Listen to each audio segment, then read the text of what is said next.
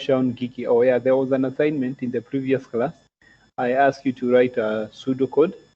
Let me see whether this one is okay. I'd actually forgotten. So start input marks. If student marks is greater than 70, distinction. If student marks is greater than, actually when you're writing pseudocode, just use words. Okay, when you're writing pseudocodes, this one greater than or equal to should be written in English, not symbols. We are assuming the person who's reading the pseudocode does not have any idea as to what these symbols represent. So it's important when you're writing, you use English words. So print distinction, this one is okay. If student marks is greater than or less than 69, so this one is a confusion. Greater than, hey, how can you interpret this one? If student marks 69 less than or equal to 60. So you see this one, there is some confusion somewhere. This one is not really correct. Even the way maybe you could have said if student marks is greater than or equal to 60 and less than or equal to 60. That one would have been correct. But for this one is not correct. The way you have put this one, even if you have some programming skills, you can actually tell that there is a problem with this statement right here.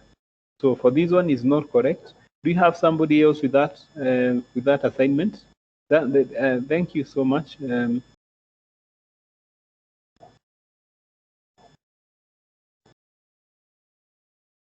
Yeah, somebody else with the assignment. We also have Joseph Kinuthia and Njoroge. Let's see what he has done. Start. So if mark is greater than or equal to 70, then print distinction, correct. If mark is greater than or equal to 60 and less than or equal to 69, this is correct. Yeah, I think yours is correct. So yours is correct. All right, let's see somebody else.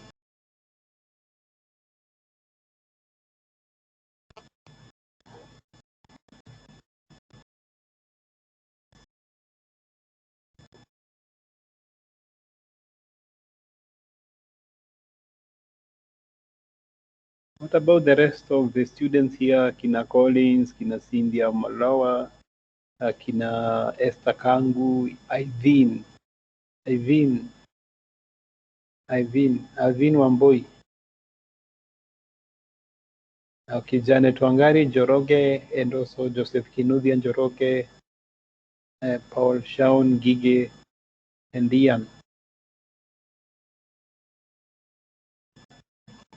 So can you post on the comment section so that we continue? Now, there was what I'm saying is that there was an assignment we did, not we did, but I sent you. That is not even in the previous class. I sent you on Tuesday, a day like today. Yeah.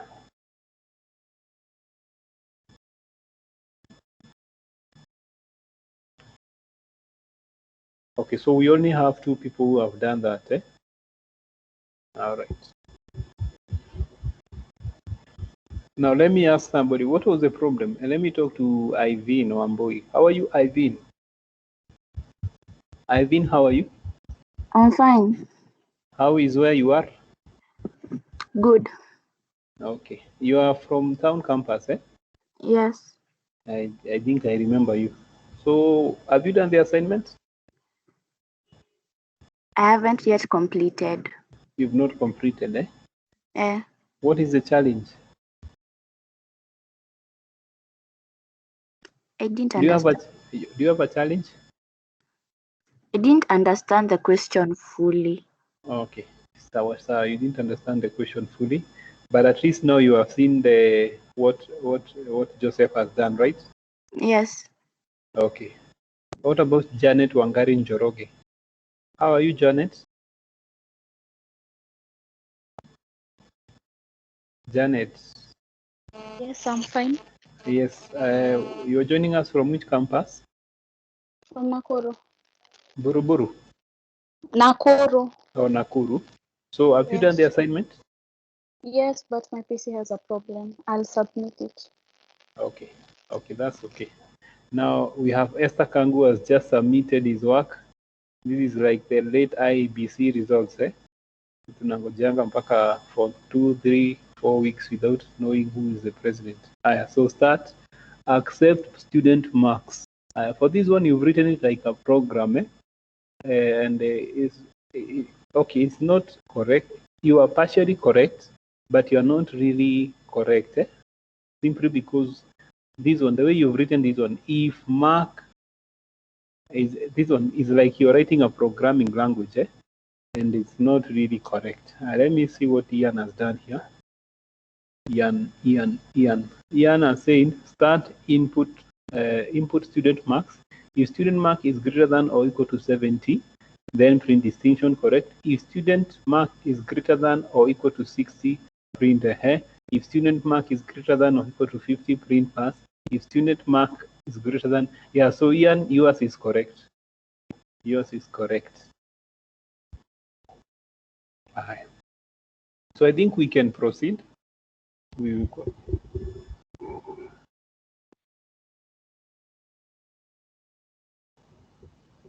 So we just proceed with the lesson, and then maybe we can talk later.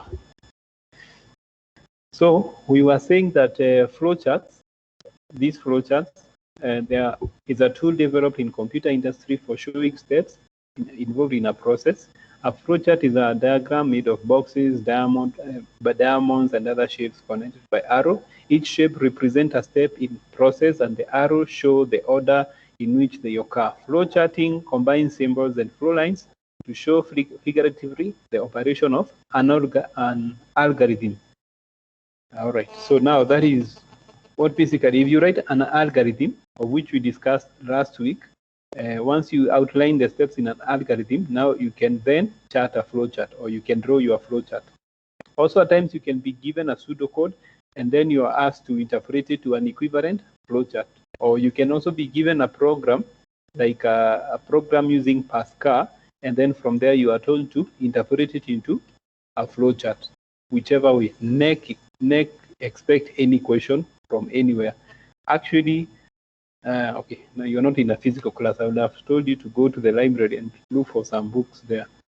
Okay, so now in computing, there are dozens of different symbols used in flowcharting. Okay, there are national and international flowcharting symbol standards. So this one you find that flowchart, there are so many symbols that we use in flowcharts. Like for example, we have what we call the system flowcharts, and also we've got other flowcharts called we have program flowcharts, computer run charts, clerical procedure flowcharts, computer procedure flowcharts. These ones are the ones that you'll be dealing with, the computer procedure flowcharts or program flowcharts.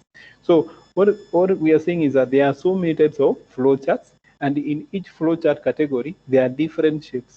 So that's why you're seeing here that we have national and international flowcharting symbol standards. Okay.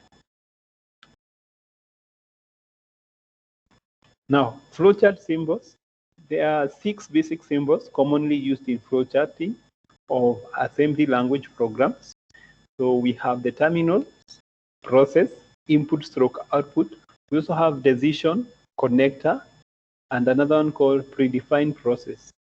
This is not a complete list, as you can see, but those are the major ones. The 6 symbols, the 6 basic symbols are the ones that you will use mostly. And they are as follows. The first symbol is a rectangle here, and this symbol represents the process. It's called a process symbol. So what is the function? Indicates any type of internal operation inside the processor or memory. So any kind of internal operation inside the processor or memory. This one we can give examples. Like for example, if you write a program and this program is doing calculations like 1 + 1, or it's adding it's finding some average, it's finding the sum, you use this symbol to represent that operation, the process symbol. Then also we have got this symbol. Some people call it Robus. I am made to understand there is a bus company here in Nairobi called Robus.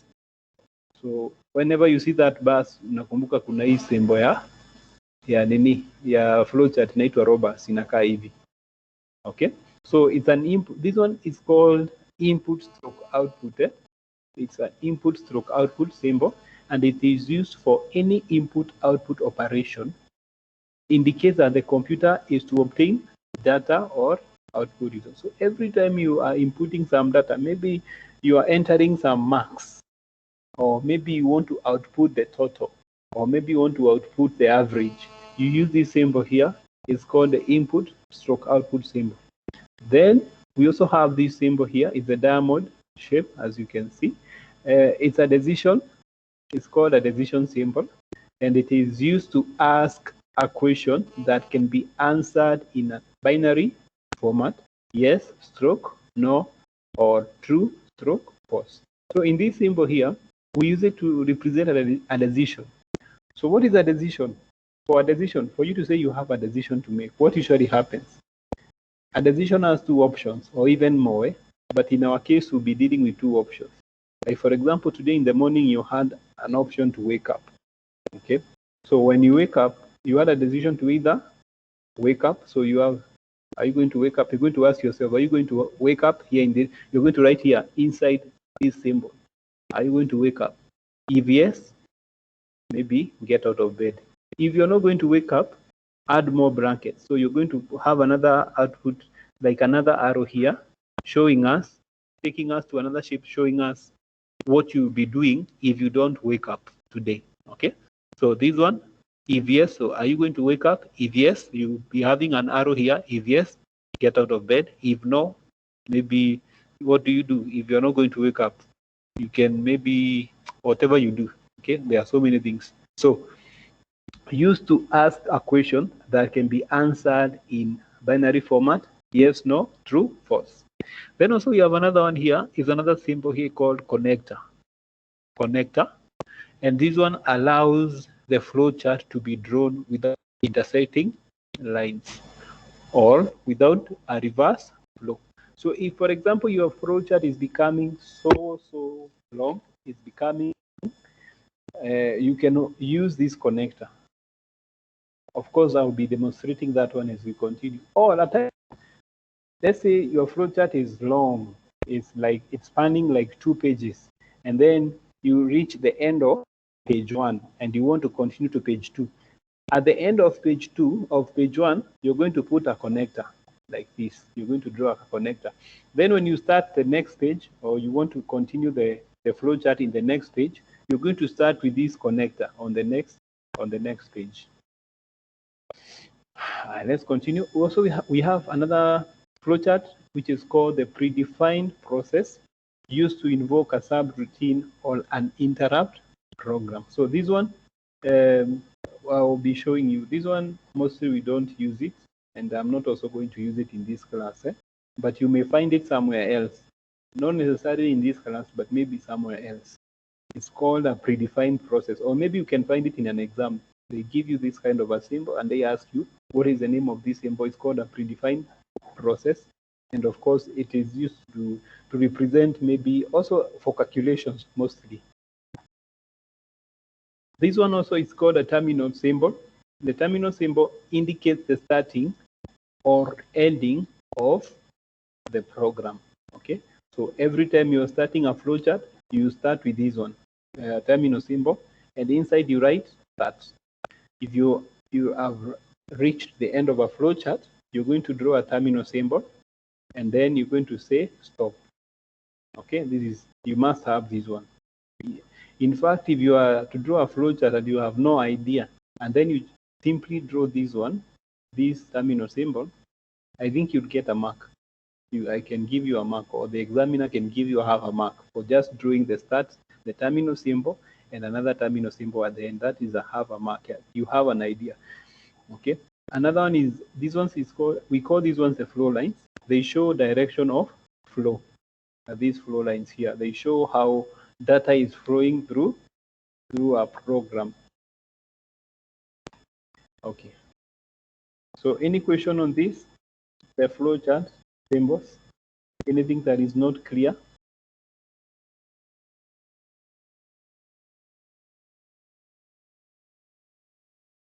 Anything that is not clear, maybe I've rushed through and you have not understood?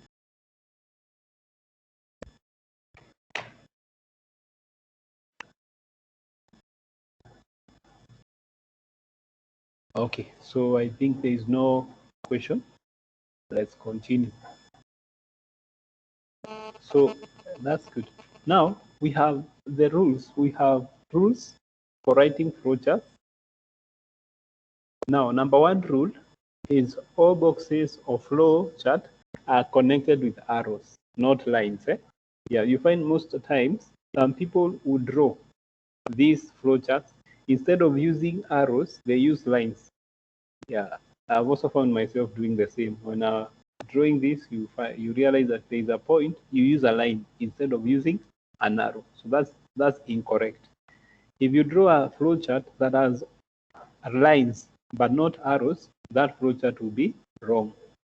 Another rule is that flowchart symbols have entry point on the top of the symbol with no other entry point. The exit point for flowchart symbols is on the bottom except for the division symbol. Let me show you what we mean by that. Here we have a flowchart, an example of a flowchart. You cannot have an entry from at the top here. Okay, so that's what we mean by this. Flowchart symbols have an entry point on the top of the symbol with no other entry point. The exit point for all arrows or for all flowchart symbols is on the bottom except for the decision symbol. So like for example here, where is that flowchart? Here it is. You start with this. So this symbol has one exit point. It cannot have another one. Then this one also has one exit point, and this one also has one exit point, and this one exit point, one exit point. All flowchart symbols, they have one exit point, except one symbol which we call the decision symbol. This symbol you usually have two exit points. You can have it from here and or from here, from the bottom or from this side here or this side. But you cannot have lines coming from maybe any other direction and maybe using this point or maybe pointing to this point or this point or this point. So in this one you have one entry and two exit points. But for these others, they only have one entry and one exit. Let's look at some more symbols. Connectors have some more rules in flowchart. Examples are from one page to another. I explained that one. From bottom of page to the top of the same page. So if you have columns, two columns in a page, and you want to go to the second column on the same page, you're going to use what we call the connector. An upward flow of more than three symbols. So this one I will show you today, an upward flow of more than three symbols. So if you have several symbols and you want to like connect them, you actually use, but I will show you practically. Then subroutines and interrupt programs have their own independent flowchart. This one is on this, is concerning this symbol here, this one, the predefined process. But for that one, we will not do it in this lesson. Okay, all flowcharts start with a terminal or predefined process. For interrupt programs or something. Okay, so all programs, what we are saying, they all start with a terminal symbol. And then number 8, that terminal symbol is this one. All flowcharts, they must start with this, and also they must end with the same terminal. Then another rule is that all flowcharts end with a terminal or a contentious loop. Then we say a flowchart uses symbols that have been in use for a number of years to represent type of operation and or process being performed. So the standardized format provides a common method for people to visualize problems together in the same manner. So the reason as to why we are learning about these symbols is because we want you to, all of you to be able to, you'll be able to interpret a flowchart in the same way. If, for example, now I give you this flowchart, this one, now that you have the concept of the flowchart symbols, you'll all come to a same interpretation. No one will walk out of this maybe having his own or disagreeing with that, simply because we have some standardized symbols. So that is good. The use of standardized symbols makes the flowchart easier to interpret. However, standardizing symbols is not as important as the sequence of activities that make up the process. So as much as we have these symbols, the processes have to be correct. Okay? Yeah. You cannot use like, for example, a process symbol, use it as a decision symbol. So the process has to be correct as much as you have the knowledge of symbols. And that's what I saw in the certificate class. The guys who are doing certificate 2, the CCIT 2. If I give them a question, they will draw different. They have the concept of symbols, yes, but when they draw, they confuse the symbols. Instead of using the input symbol, they are using the processing symbol. Okay, and that is not correct. The processes, you have to make sure that you have the correct symbol for the correct process. So flowcharting tips, these ones you read it on your own. Okay. Yeah, chart the process the way it is really occurring. So first of all, you need to chart the process the way it is occurring. People typically modify existing processes to enable a more efficient process. Not all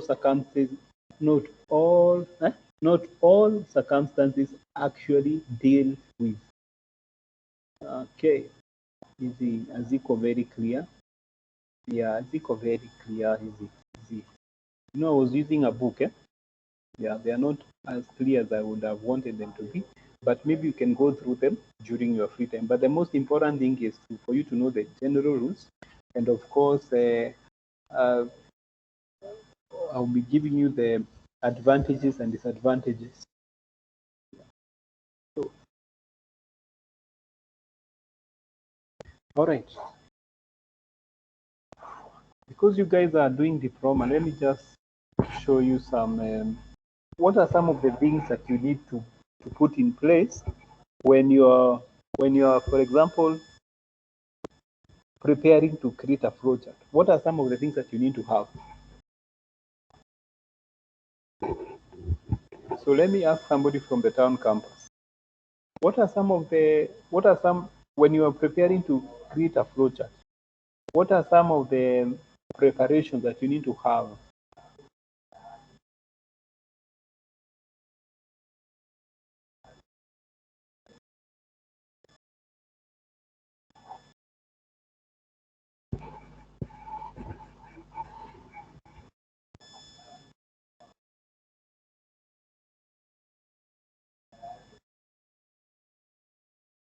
Yes, anyone?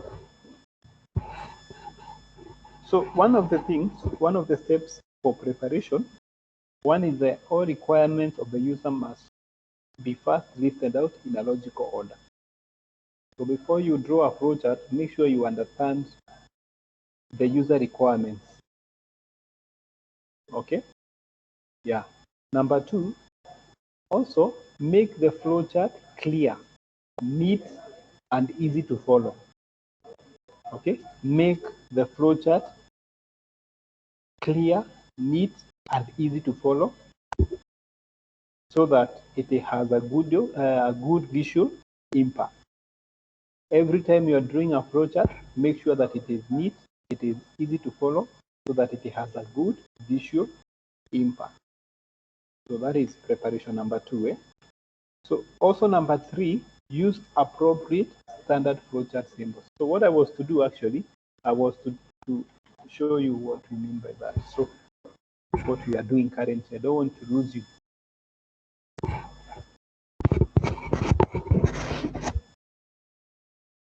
So we are looking at preparation of flowcharts. What are some of the preparations that you need to do. One, we've said all user requirements must be first listed out.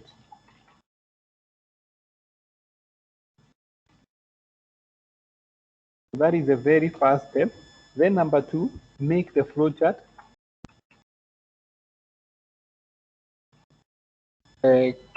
clear, neat, and easy to follow. Why? So that it has good visual, so that it has good visual impact to the user. Okay, so that is one of the another one. Number three, use appropriate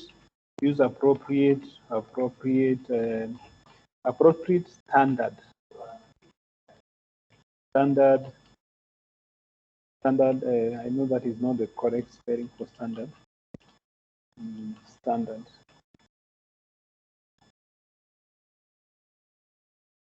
Use appropriate standard flowchart symbols. Okay. Also another one, it should not be open to more than one interpretation.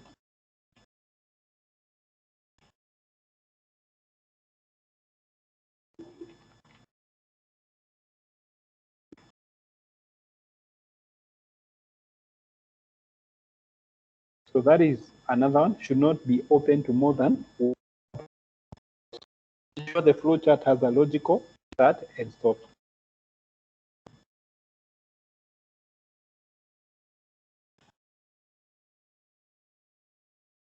As a logical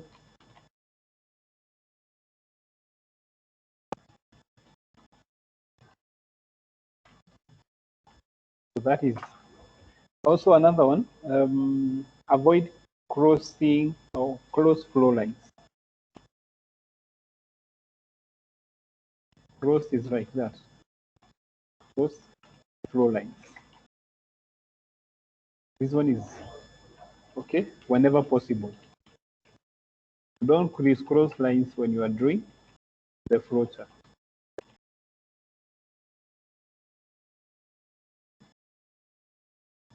Another one is that check the flowchart. Okay, that is, I think that is okay. These are the ones that are most important, that all user requirements must be first listed out, make the flowchart clear, neat, and easy to follow so that it has good visual impact to the user. Use appropriate standard flowchart symbols. It should not be open to more than one interpretation. Ensure the flowchart has a logical start and stop. Avoid crossed flow lines whenever possible. So we are done with that. Yeah, so flowcharting tips. Okay, let's write this one down. I want us to write this one. Of course, the guys in the town campus have done this question, but for the sake of the people who have not done this question, we are going to do it as if we've. So I'm going to explain this one for you. Not this one, of course, not the one that I have on the screen, this example. We'll still come back to this. But first of all, I want you to understand some of these concepts here. So we have this example. Let me write it down. This is an example of a flowchart. So in an athletics,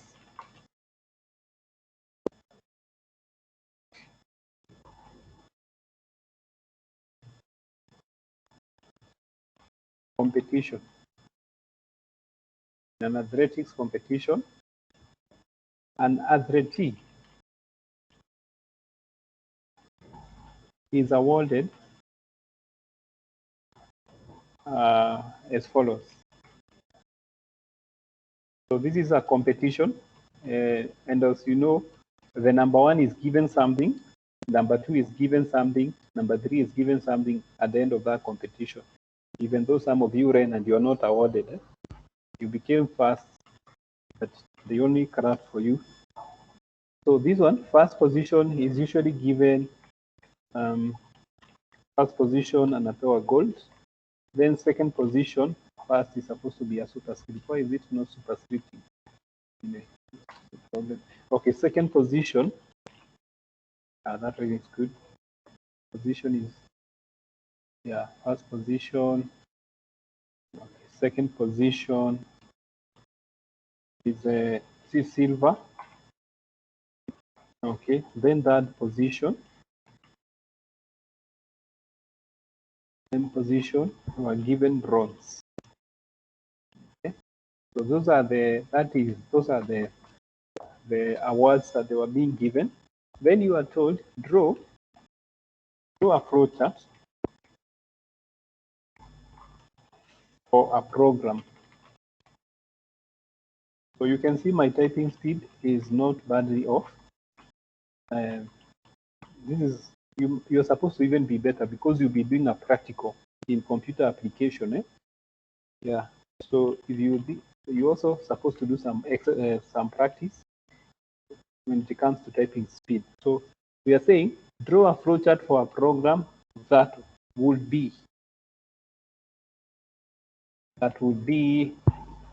used to determine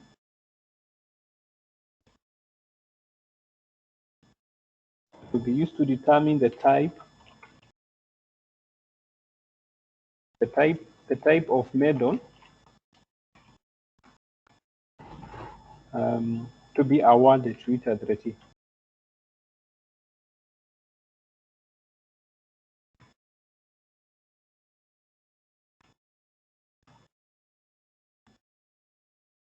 Athletee, how do you spell athletee? Is that, I hope that's how.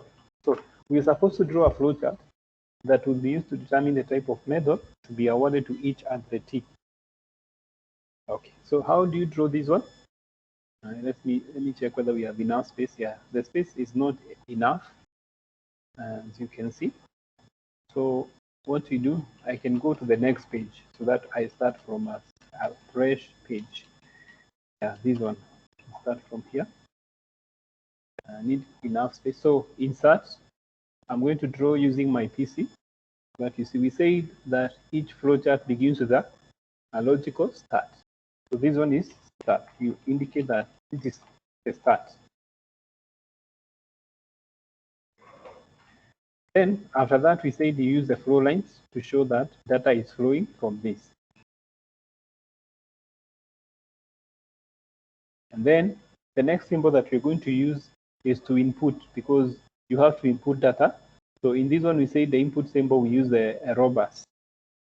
This one is, so robust, we go to the insert, shapes, and then you look for a robust. This is the robust. You draw it. Okay, so what are we inputting? We can input the name of the athletee, and also we can input the position of this person. Then once you're done with that, it's now going to make decision. It's going to make decision based on the position that you've entered. If, for example, you enter position 1, what will happen? If, for example, you enter position 2, what will happen? If you enter position 3, what will happen? And in this one, we're going to use what we call the decision symbols to determine that. So we're going to go to symbols, choose a flow line first, and then we're going to have our first decision symbol here. So we can come to this point, and then we choose a decision symbol. Where is that? Where is it? Here it is. So there it is. Draw the first decision symbol. So in this one, you can say first position.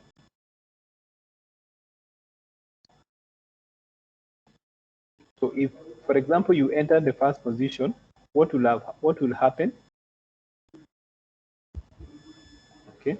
So if yes, we say that a decision symbol usually has two exit points. One can be at the bottom. So this one is going to be if yes. So I'm going to use a chart. Just a minute. You can use a text box. I say there yes. So if yes, what will happen? There will be some output here. If I entered first position, we're going to say output symbol. We're going to show this person will say, or the output will be gold. If somebody entered number 1, the output will be gold.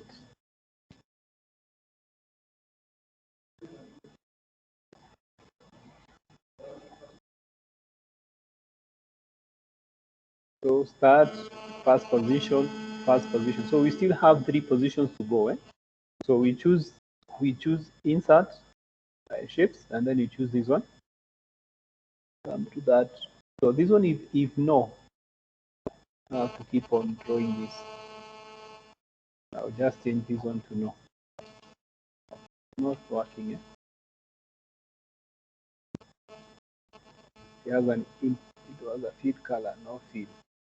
This one also no field. Okay, so if yes, if no, what will happen? We'll have another flowchart symbol. Yeah, and then we change this one to second position. So if yes, what will happen?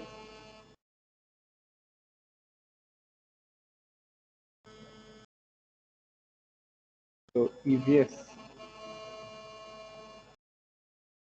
if you enter the second position, if yes, you're going to have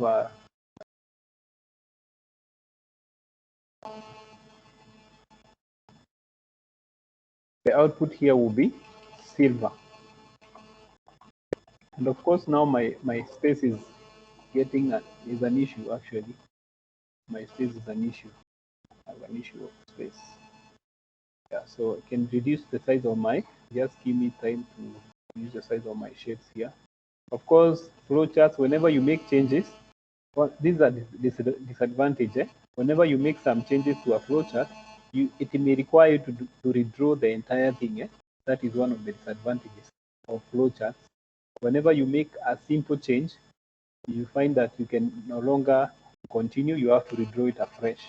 And that's what I'm doing. But now that I'm using computer, I won't redraw, I'll just make some few adjustments here and there for space. So this one is easy. If yes, there it is. All right.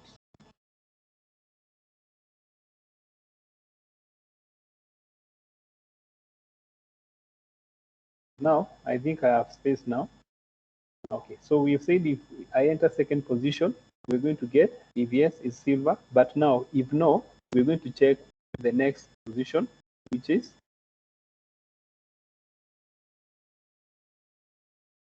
kata.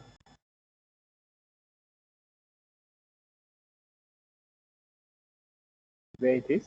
So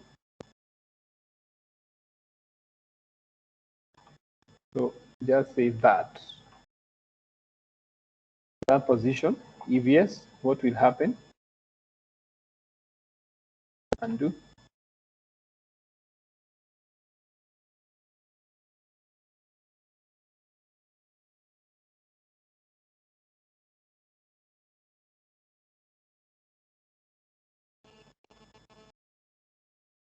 So if yes here, if you enter that position, if yes here, there will be bronze. I don't know what is the value of bronze in Kenya. I think which is the most valuable metal in the world? Is it diamond? Is it platinum? Which one is which?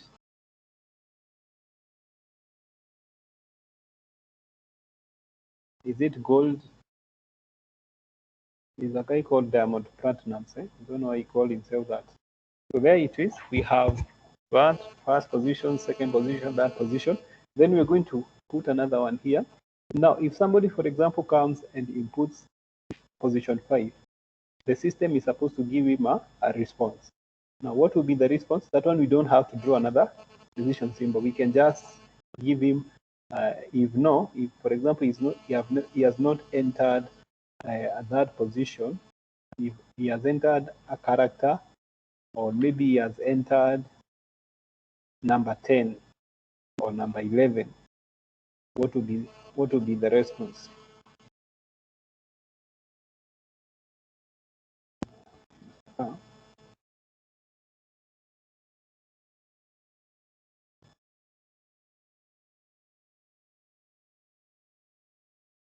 There it is.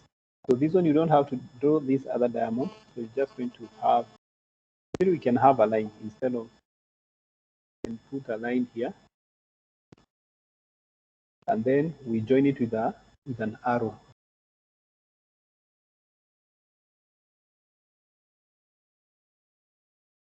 And we have an output symbol here.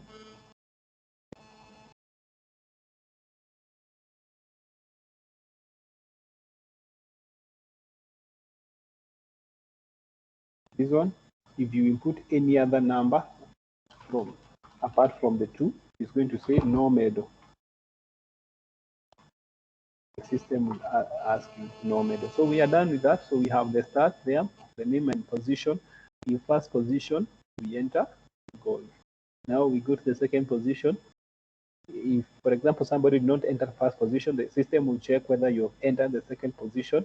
If you have entered the second position, it's going to say silver. It's going to output silver. If no, it's going to check, have you entered position 3? If no, if yes, you're going to say bronze. If no, if you have entered any other character number, it's going to say no medal. Now with that, we're also going to, like, we have to have a logical start and a logical stop. Every flowchart must have a stop. Okay, so how do you stop your flowchart? Of course, we cannot crisscross our lines in this flowchart. We have to use what we call the connector. So we're going to use some lines. So insert, then I'm going to draw an arrow. We said in flowcharts you don't use lines. You use arrows instead of lines. There it is. So once you are done with that, we need an arrow that crosses like that, then joins with the connector. So we can use a line there. We draw a line back to that point there, and then we can cross.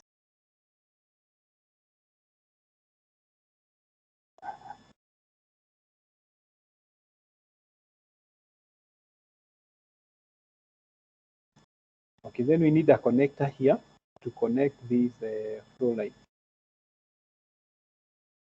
So we insert a connector. A connector is a circle.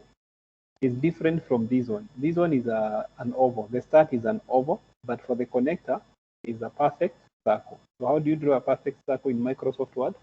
You hold the Shift key, and then so that is our connector there, connecting all these shapes.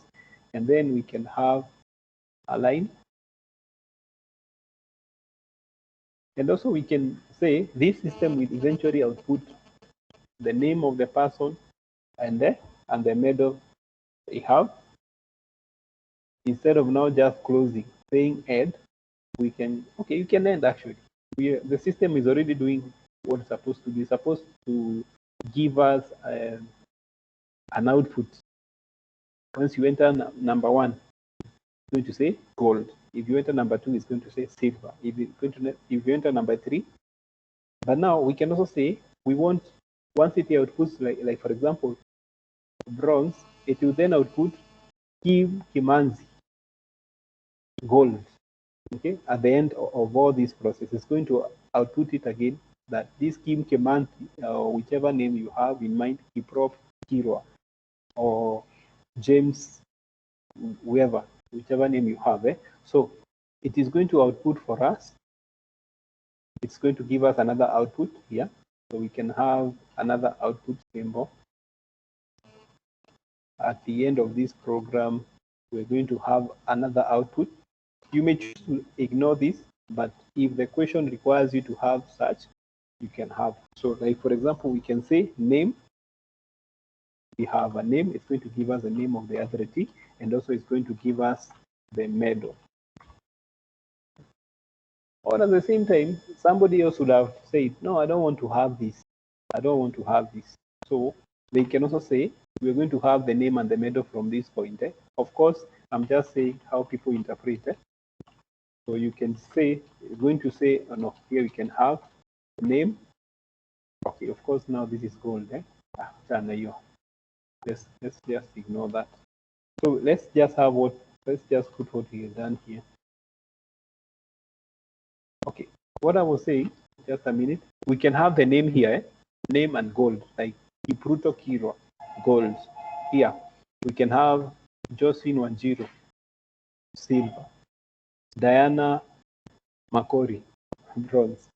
Then somebody else like nani yako kwa hii class, nimeona kama atakuwa na medal, acha niangalie. Acha nisitumie examples in class. So anybody, huyo mtu mwingine atakuwa na medal. So you can have the name here, the name and the gold. Or name medal, name medal, name medal, name medal there, and name no medal. So instead of saying gold, you can have here name and you say medal. Instead now of specifying the specific medal, you can just say medal, gold, or you can say gold. So there are so many ways of drawing this, and you have the same logic. Gold. The next thing that you're going to do is that you're going to end. So I can see some guys have left the chat. Ama wameenda wapi? Where is Ivan? There are some people who have joined the class. Okay, Ivan is here.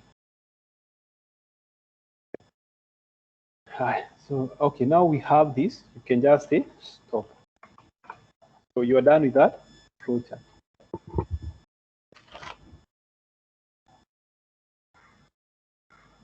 Any question on this?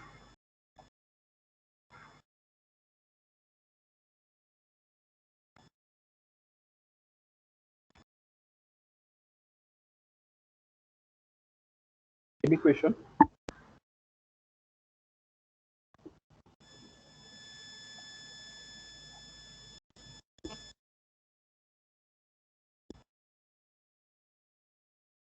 Okay, so that's how you're supposed to design this flowchart. Let me group it so that in case I happen to send you, you not ungroup it accidentally. I hope you guys know what.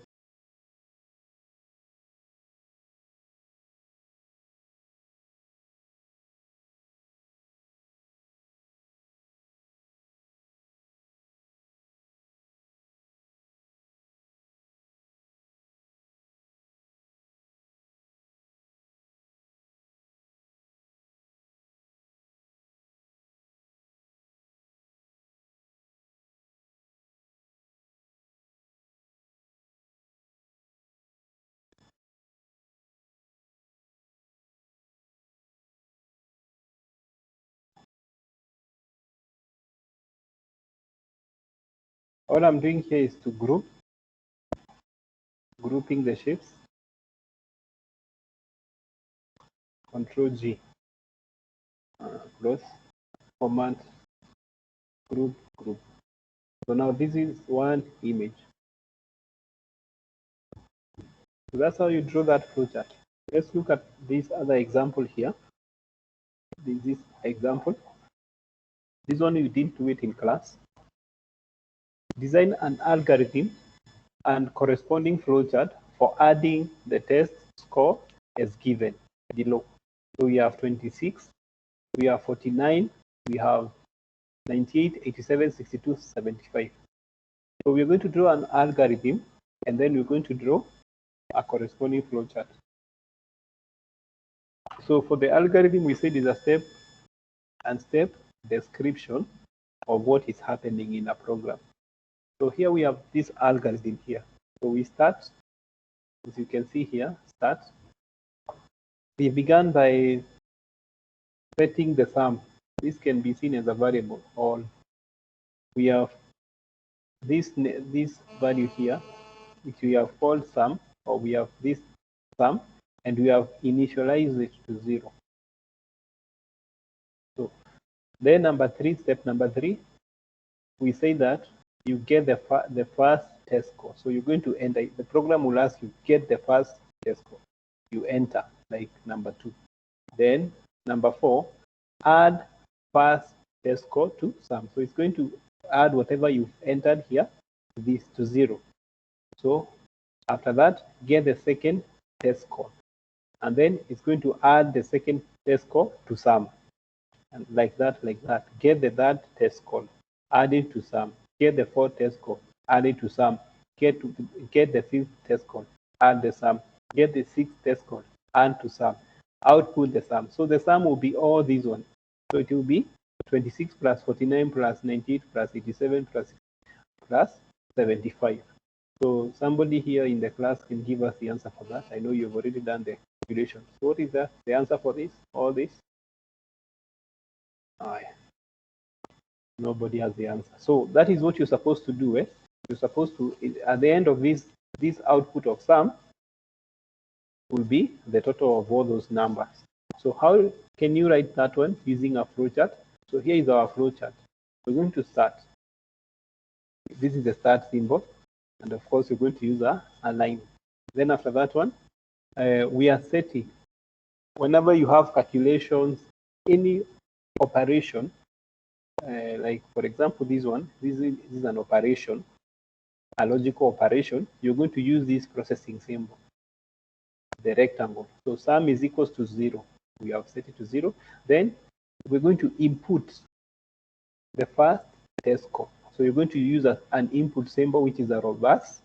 And then after that, you're going to add the first test score to sum. So that one you're going to use a processing symbol. So add first test score to sum. Then after that one, you're going to get the second test score. And in this one, you are using a robust symbol, this one here, to get or to input the second what? The second test score. Then after that one, you're going to use a processing symbol, this one, to add second test score to sum. Okay, so you're going to add the second one too.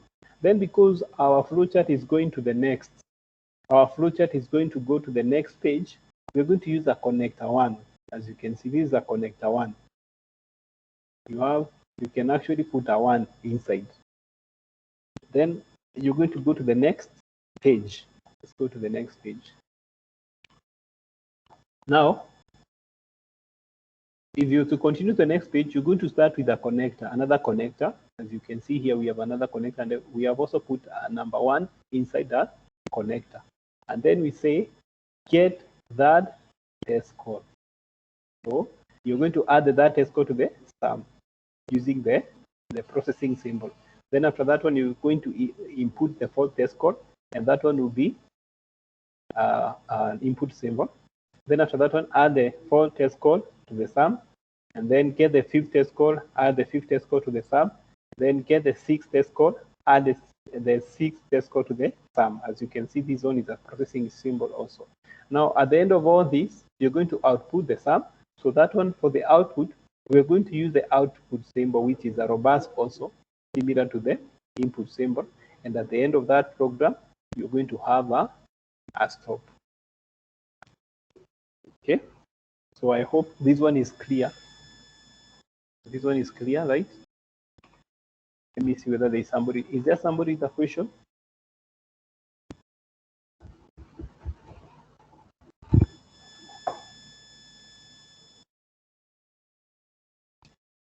Okay, we don't have a question. Now, we have already explained that. Then also we can have another example here of a loop. To shorten that flowchart, we can use a loop. Of course, we've not done looping in coding, but we'll be looking at it. One of the purpose of loops is to shorten a program. If you have a very long program, let's say for example, you have about 2,000 numbers that you're supposed to enter and then add to the sum. Are you going to draw such? Do you think this one will be workable? This one will be, if you have 2,000 numbers, this one will take you a lot of time to finish. You can even have like 10 pages or even 12 pages or even more. So that's why we use loops. Loops, they shorten the process. They shorten an algorithm. They shorten a flowchart. They shorten a program. So here we have a loop. We're going to start and then sum. We have set the sum to 0. Then we're going to get a value. Once you get a value, we're going to say sum is equals to sum plus the value that you've entered. Then you're going to loop again. Go to step number 3, which is this one, get a value again. So you're going to loop.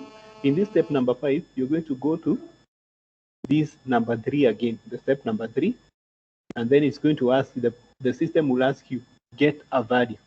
Once you enter another value like 76, the sum will be 76 plus if for example the first value we entered is 1, so it will be 1 plus 76, and then it will ask you go to step 3 again. You enter another value like that.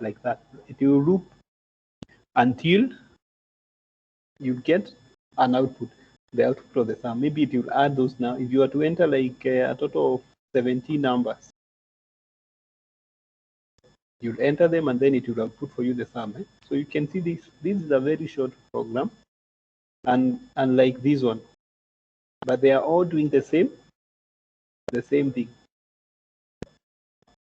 But now this program, the problem with this program is this one will keep on looping continuously. If you are to run this kind of a program, it is going to loop continuously, because we don't know it's up to which point that we're going to stop. It's going to continue, go to step and get a value. You enter a value, it adds. It asks you again, get a value. You enter another value, it adds. It will continue like that, without an end. Yeah, but I will be showing you how you sort that one out. But for now, I just want you to understand this concept of looping. Looping shortens a program, it shortens a flowchart, it shortens any other program written concept. So we start sum is equals to 0, get a value, sum. Okay, that one you've understood. So now, if you are to represent that logic using a flowchart, you're going to start, and then you say sum is equals to what? We set the sum to 0. So this one is supposed to be 0, equals to 0. Then the next one is going to be the input symbol, get a value. So once you get a value, you're going to use the processing symbol. So it's sum is equals to sum plus the value that you've just entered. Then after that one, it's going to loop. This one is going to loop again, as you can see. Yeah, it's going to loop again. Okay, this one violates actually the rules. So you say that the only symbol that has two exits is a division symbol. So you can see this one violates that rule. This one violates the rule.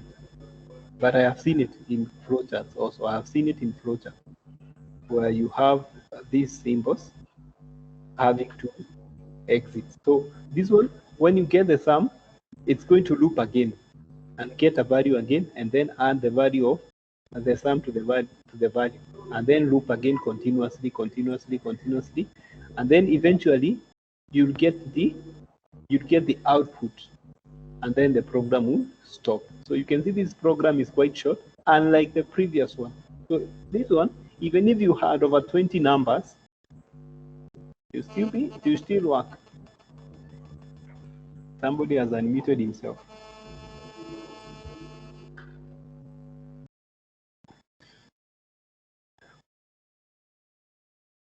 Okay, so that is true. But now this one I've said, the resulting is an address algorithm or flowchart. This is what I was saying. Resulting in an address algorithm or flowchart. The algorithm needs to be improved to eliminate this problem. In order to solve this problem, we need to add a last value to the list of numbers given. This value should be unique so that each time we get a value, we test the value to see if we have reached the last value. In this way, our algorithm will be a finite algorithm which ends in a finite number of steps as shown below. There are many ways of making algorithm finite. Okay, so we're going to try and, instead of now having a continuous loop and continuous endless loop, we're going to try and introduce a value that will help us, that will help you, or will help us to know when you get to there. Like for example, if you want 10 values, if you get to number 10, the program will know now I've come to the end. I need to output the sum now, and then the program stops. So that is what we are about to do. So here is a new list. We have the new list of numbers will be 26, 49, 498, 93, 87. We have 48, 96, 2. And then also you have number 1 here. Negative 1 is also a number. The value negative 1 is unique since all other numbers are positive.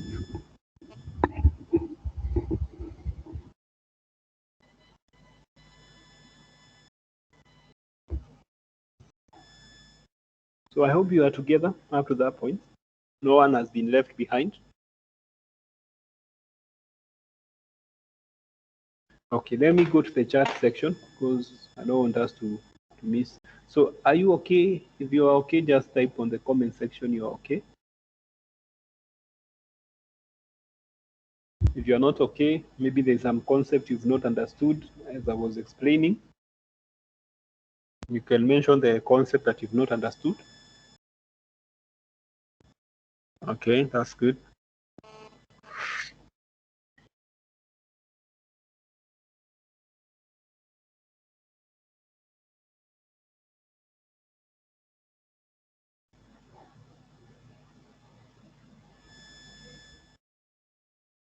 PowerShell Ngige. Wangari.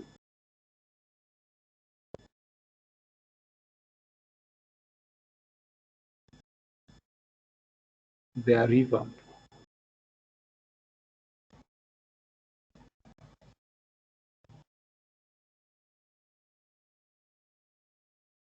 Okay, kuna watu wako kwa hii class. There are people from Mombasa. Today I have not seen anyone from Mombasa.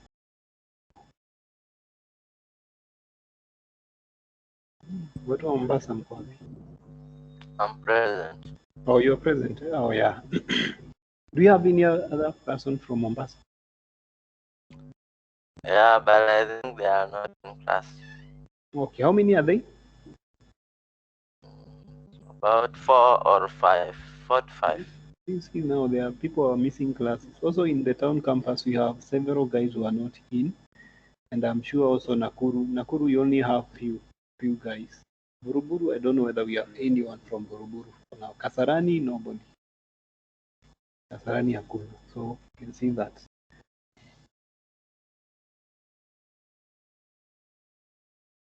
IT Nakuru, we have Paul Shaun, who is from Nakuru.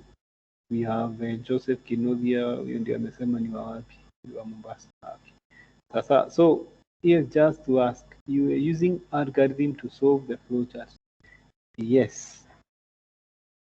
So first of all, what we are doing, we are writing the algorithm first, and then after that one, we write an equivalent flowchart. Okay, like for example, you first of all, if you are given a question, you can be asked to write an algorithm, and then after that one, you draw a flowchart, and that's what we've been doing. Yeah. So, like for example, here we have got a question here, a new list of numbers, that is 26, 49, 498, and then from there you are told to write. You first of all write algorithm. Then after you've done with that, you're going to draw a flowchart. And we said algorithm are usually similar to a recipe. You see a cooking recipe. A cooking recipe, you have 1, 2, 3, 4. You have steps number 1, 2, 3, 4, 5, 6, 7, 8. So if that applies also in the algorithm, you have to have these steps outlined using number 1. Number 1, start. Number 2, you're going to do this. Number 3, you're going to do this. Number 4, you're going to do this. Okay.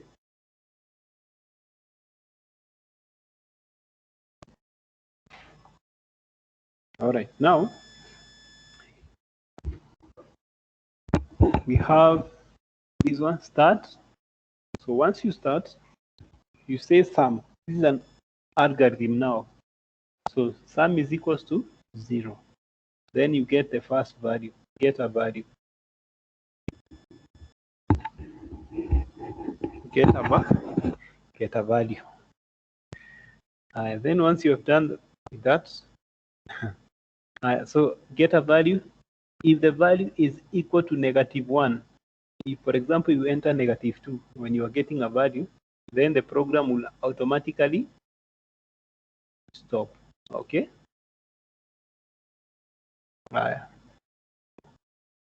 So this -1 will help us to stop this program. Instead of it repeating itself over and over again, get a value, get a value, get a value, then you add the value to sum. This one, -1, anything that is negative will help us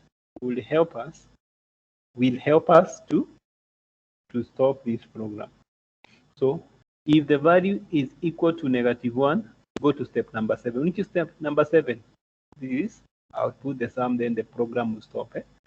So start sum, get a value. If the value, so this value you've entered will be checked. Is it -1? If so, if it's true, you're going to go to the output sum, and then you're going to show what? This one you just show output sum, because we've not done any. You say 0, it will output 0. Let's say, for example, you entered -2 or -1. Yeah, you've entered -1. If you enter -1, if it's true, once you check this condition and know it sees it's true, it will output the sum, which is 0. The program would output 0 automatically. Okay, but let's say, for example, when you entered the value, you entered number 10. Okay, so it's going to add sum, which is sum is equals to sum plus value. So it's going to say 0 plus 10. And then again, go to step number 3. This one will go again to the step number 3 here and get another value. If you enter number 9, it's going to say add sum. So it's going to be 9 plus the 10 plus 9. So it's going to be 19. Then it's going to repeat again. Go to step number 3 again. It's until you press -1 that this program will stop, and then it will just put the sum for those values that you've added. Yeah. So this is an example of a loop. Yeah. And as we continue, it will be becoming more clear and clear. But this is the clearest possible way of understanding loops. When you have this algorithm, it will be very easy for you to understand the things like the for loops, the while loops, the do while loops when you get there. So here we have the flowchart for this algorithm here. So we began by start. Okay, and then we initialize the sum to 0, and then with this is a processing symbol, and then we're going to input a value, and this we have an input symbol here. We're going to get a value, and then if value is equals to 1, -1, if no, what will happen? If you have not entered -1, if no, you're going to have sum is equals to sum plus value. But if, for example, you've entered -1, if yes, the output will be the sum. So this is basically the explanation of this whatever is happening here. So like, for example, let's say somebody comes, start sum equals 0. So get a value. He enters 29. If he enters 29, that value will be checked. Is it -1? No, because it's 29. So it's going to say yes. If it's yes, it's going to output no. If yes, no. If no, sorry. If this condition is not true, then it's going to say 0 plus 29, and then it will loop again and get another value. It's going to ask you get another value. So you enter that. another value 30. So it's going to check that 30 with negative. Is that 30 equal to -1? Of course, no. So it's going to say 30 plus 29. And then it will loop again. Is until you enter -1 that this program will say, will now output the sum of whatever value that you've already entered. All right. So this is an example of a loop, of a for loop, a flowchart using the loop sequence. What I have shown you in the previous example, the one of gold, if you get a gold, if you get a silver, if you enter a number, you get a silver. If you enter a number, you get a. That is not loop. That one we call it selection. That is what we call the selection. Now I hope it's getting clear. Let me show you. This one is sequence. As you can see, the instructions are executing one after the other sequentially. But now we've come to this. This one is what we call the loop sequence, where a program is repeating itself several times. But the previous one that we did here in Microsoft Word, this one is a flowchart using selection sequence or selection control structures, where you have various options. So that's basically what you are doing. The guys who are in the town campus hatukufanya easy concepts zote, have just added the concept. Okay. So I've explained that one. Data types. We are done with the flowchart. Let me give you an example here. I want you to try and do it on your own. Let me give you one example. This is third.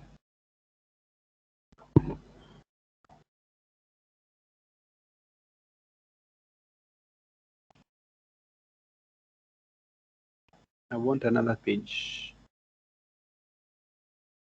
Okay.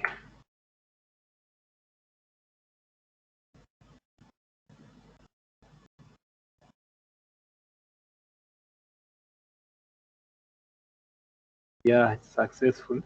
So now I'll give you a question here, and I want you to try it.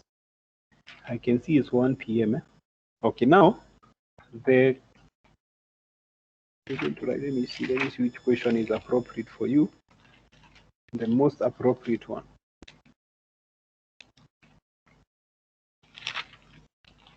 Actually, let us use the one that we had for the pseudocode. You remember the assignment that I gave you?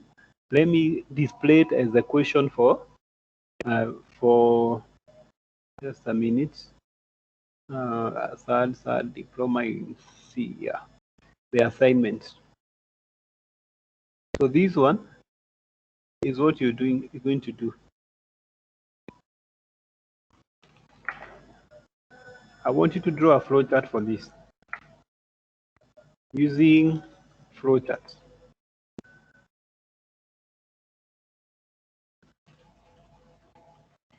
Design a short system that helps management in reading student marks passed in this criteria. So this is what you're going to do.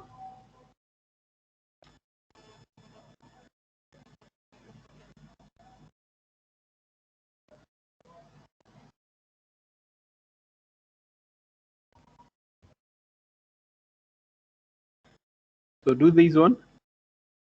You can draw it using your Microsoft Word. If you don't have a Microsoft Word application, you can draw it on a book, and then you capture it using a phone, and then please explain the question CLA. So this is a question. Using flowchart, design a short that explains that helps management in reading student marks in this criteria. So this as the one that we did using the flowchart, the pseudocode. You remember the assignment I gave you, the one that you've not done? Yeah. So now you're going to, instead of using now the pseudocode, you're going to you're going to solve it using a flow chart. You're going to solve this question using a flow chart. You're going to use a flow chart to determine what grade will be assigned to this student based on the marks that has been entered. Is it clear, Cynthia? Which one is not clear? The loop.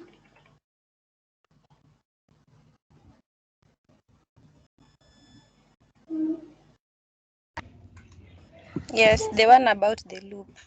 Oh, you've not understood that concept, eh? Yeah. Okay.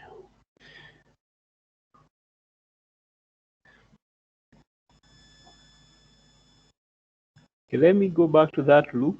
But of course, this one you will do it today.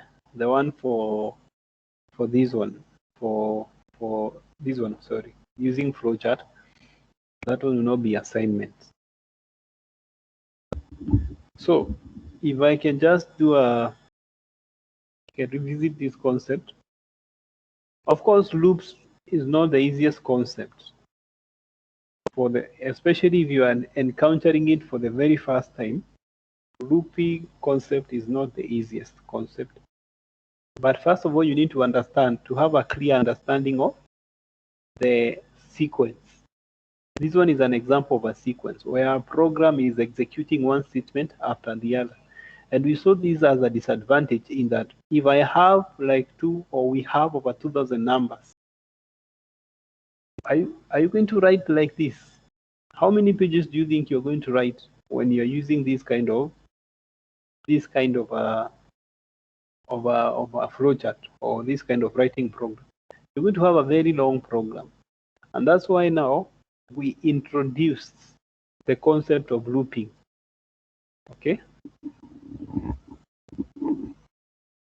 Where we can actually repeat something several times. Like for example, if it's enter marks, that one will repeat several times. We don't have to rewrite it. It will just repeat itself several times. So for example, here, but let me hope that Cindy, you understood this concept. Did you understand this concept? Or do I have to repeat from this level, from this point?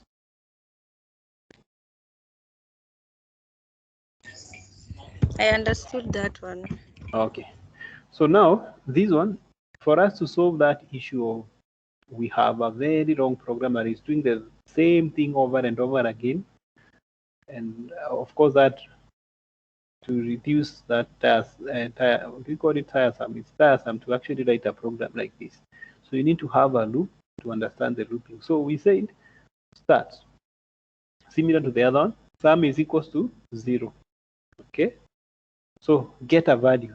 We're going to get the value, and then we say sum is equals to sum plus value. So what is happening here is 0 plus the value that you've entered. If you entered, for example, 10, it's going to be 0 plus 10. And then the next step will be go again to step number 3, which is get a value. So it's going, the step number 5 is to go back to step number 3, which is to get a value. So you get another value like 5. Then it will be sum is equals to, the value of sum was 10, so itakuwa 10 plus the value that we've just entered, which is 5. So it will be 10 plus 5.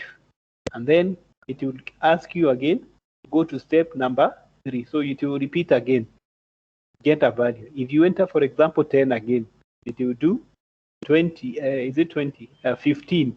The value of sum now is 15. So 15 plus 10, which is 25. Then it will repeat again, get a value. Okay, so that program will loop continuously without an end. Okay, so that's why we said we need to introduce a concept that will help us to stop this program that will help us to make this program have a definite end, or a value that when you enter it, the program will output the sum and then the program will stop. Because currently this one will loop over and over and over, and eventually you'll actually realize you'll not get the sum. because it's just repeating over and over again, enter value. You enter a value, it adds. You enter another value, it adds. You enter another value. So there will be no particular time in this program where you'll be able to view the sum. Okay? So we need to sort out this issue, as in we want to write a program that will enable us to stop this program, and then once it stops, it will output for us the output. Okay, and that's why we introduce this value, this program here. Yeah, for example, if somebody enters, like for example, -1, the program will output the sum immediately. Okay, this is just an idea that we have. Of course, there are other ideas, there are other ways of adding this program, but for now, we have said if, for example, somebody enters. So if, for example, somebody enters -1, if you happen to enter -1, automatically it's going to skip all this and then it will output the sum. Let's run this program. If you run this program, it's going to start sum is equals to 0, get a value. So if, for example, I happen to put -1, what would happen? It would come to this, it will skip all these statements, the statement 5 and statement 6, and it's going to output the sum. So it's going to say 0 because we have not added. But let's say, for example, we came to this point and we said get a value. I enter value 10, so it will check, is this value equal to -1? No. So what will happen? It will go to the next step, which is step number 5, so which is to sum is equals to sum plus value. So it will be 0 plus the 10 that we have entered, and then what will happen? It will repeat again. Go to step number 6. We'll repeat again. Go to step number 3. So it will go again to step number 3 to get another value. Okay, let's use these values instead of using imaginary values. So we have 26, 49, 498, 987, 448, 962, 1, and -1. So the value -1 is unique number since all the other numbers are positive.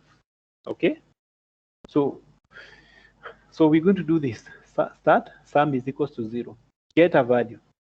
So we're going to get 26, and then it's going to check if value is equal to negative. Is this value equal to negative? No. So it's going to do 26 plus 0 plus 26, and then we're going to loop again. Go to step number 3 again. So it's going to go back to step number 3. You enter 49. Once you enter 49, it will check, is value equal to -1? No. So it's going to do 49 or 26 plus 49, and then go to step number 3 again. So it will repeat again to step number 3, and then you'll enter this one, 498. Once you enter 498, it's going to check, is this value, if value is equal to, it's going to check, is this value equal to 1, -1? If not, it's going to add this 498 to the sum of these two. It's until you get to this point that now you come and say, it will ask you, get a value. You put -1. Once you enter -1, it is going to check this condition. If the value is equal to -1, what will happen? It will go to, it will now output the sum of these other numbers. These zote zenye ulieka. Cynthia, is it clear now?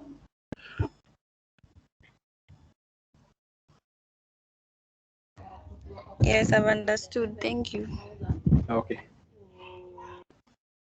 So this is just an example. Of course, there are other examples that we can have. There are other ways of stopping this program, but for now we have used this concept. You'll find other books have other examples to represent this, the concept of the loop. So this is all we have. So what I was saying is this question here. Using the let me post it in the chat section. I hope it's going to be okay. So there it is in the chat section. Using the flowchart, design a short system that helps management in reading student marks in this criteria. So we have 70% and above, that is distinction. 60 to 69 is credit. 50 to 59% is pass. Less than 50, fail. So write a program that can do that. That is, I'm giving you like how many minutes? You have 18 minutes. Now it's saying 17 minutes. So you have 17 minutes. Do that. You can do it using a book, and then maybe you print screen that picture on a book and then you upload it, or you can write it. You can draw it the way I was drawing using a machine.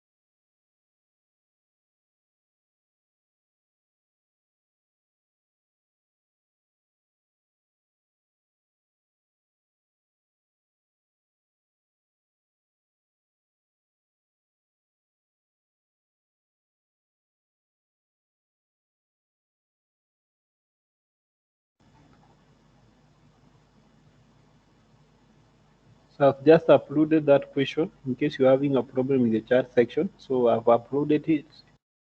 I've uploaded it in the chat section where the question.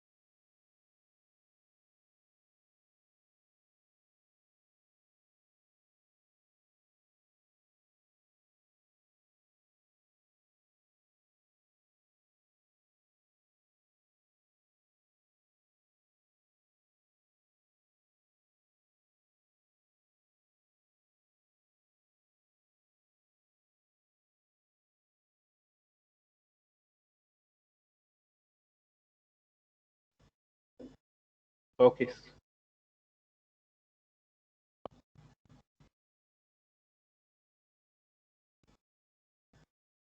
Now we only have one person, that is Collins.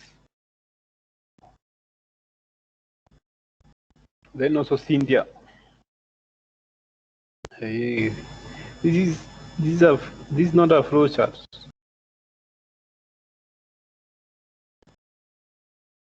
Collins is not a flow chart. I was expecting a flow chart for the flow chart. For the pseudocode, you're going to submit it some other time. Now we have Cynthia Mallows taking a photo. Cynthia Mallowa is here. Start student. Student marks if greater than 100. No.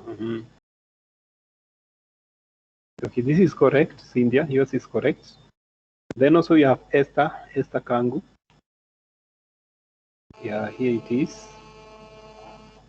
In fact, let me share this.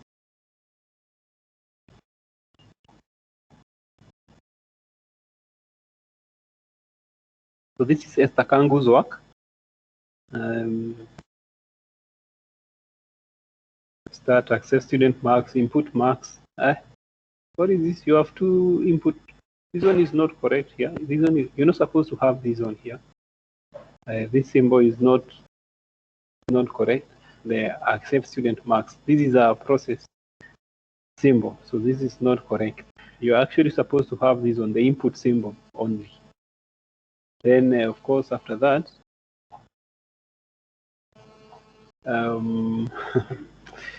all right, you're going to input marks. Sum of marks is equals to if student.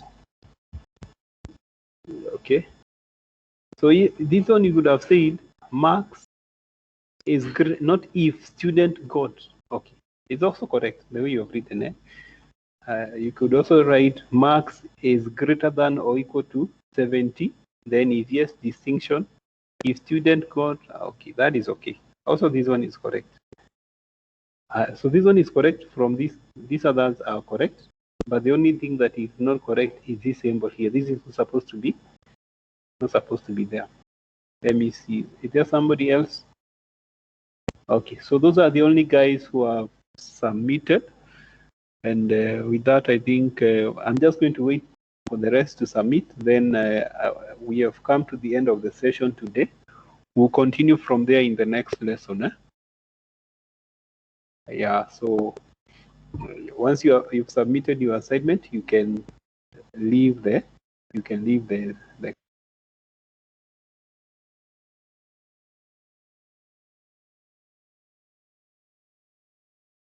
Janet is here. Let me see what Janet has uploaded. Okay, student marks. This one. Oh, are you going to find the average? Okay, it's okay. This is correct, Janet. Is correct.